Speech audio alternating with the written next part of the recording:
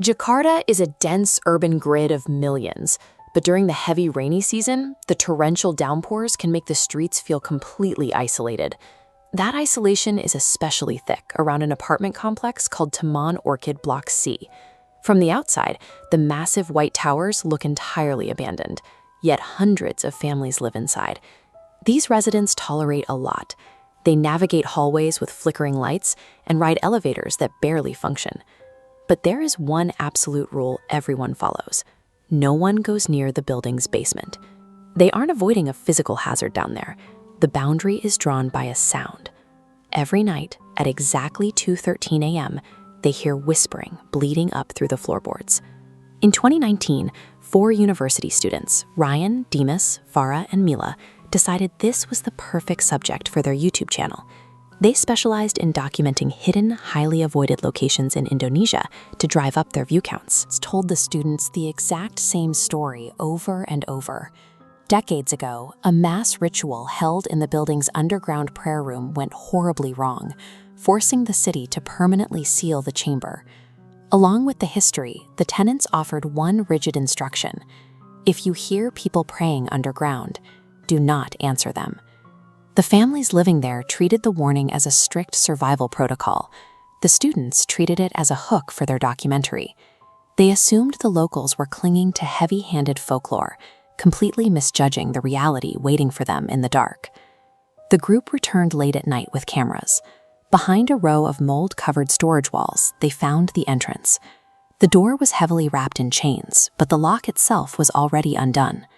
The moment they crossed the threshold and stepped onto the narrow concrete stairs, the environment shifted. The air smelled strongly of fresh rain mixed with wet rot. Jakarta's traffic and thunder cut out entirely, replaced by an absolute dead vacuum. As they descended, their flashlight beams caught deep scratches running along the walls. Someone had carved Arabic prayers into the concrete over and over, pressing so hard the text eventually dissolved into frantic, desperate gouges. Then, the quiet was broken by the steady sound of a group praying in the distance. Ryan smiled at his camera and asked, "This is fake, right?" Instantly, the praying voices stopped, completely dead. That total silence was the ultimate acknowledgement. By speaking into the dark, Ryan confirmed their presence. They were no longer just witnesses to a legend. They had become active participants in whatever was waiting below. They stepped out into a massive concrete chamber. The floor was submerged in a shallow layer of dark water. Hundreds of melted candles littered the space, surrounding dozens of prayer mats laid in perfect rows.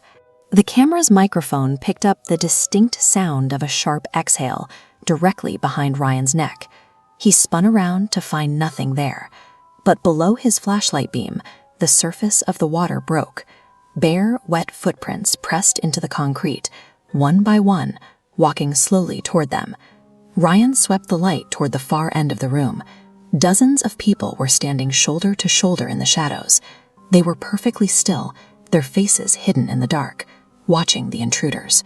Someone whispered a warning in Farah's ear not to look at their faces, but she turned. The entities were suddenly standing inches away. Their mouths were stretched impossibly wide, eyes completely black. Slowly, their joints began cracking and bending backward as they violently forced themselves down onto the mats to pray. The situation collapsed completely.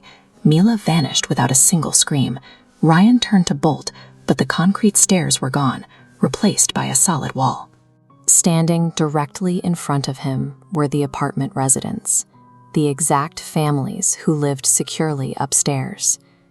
Every resident stared at Ryan with blank, unblinking eyes. In perfect unison, they whispered, "You answered us." The trap had fully triggered, consuming the physical architecture of the complex to lock them inside. 3 days passed before police finally located Ryan. He was found wandering aimlessly by the edge of the Jakarta River at sunrise, covered in heavy mud, tightly gripping his broken camera. He offered no explanation for what happened. Despite hours of questioning, he remained entirely mute, refusing to say a single word about how he escaped. or where his 3 friends had gone. During his medical exams, doctors and police officers documented a deeply unnerving detail. Ryan kept his eyes locked wide open. He refused to blink. Ryan's refusal to blink was a calculated defense. He remained convinced that the entities were tied to his sight, that the moment he closed his eyes, the distance between him and the room underground would vanish. Investigators eventually pulled the memory card from Ryan's camera. The data was heavily corrupted, reduced mostly to static, but technicians managed to salvage one final clip, lasting exactly 7 seconds. The video shows the underground prayer room completely devoid of people. Then, slowly, human faces begin appearing from inside the solid concrete walls, pressing outward and stretching the stone, trying to force their way in. Following the discovery, city authorities poured thick concrete over every entrance to the basement, permanently sealing the threshold. But for the families living in Taman Orchid, the physical barriers are failing.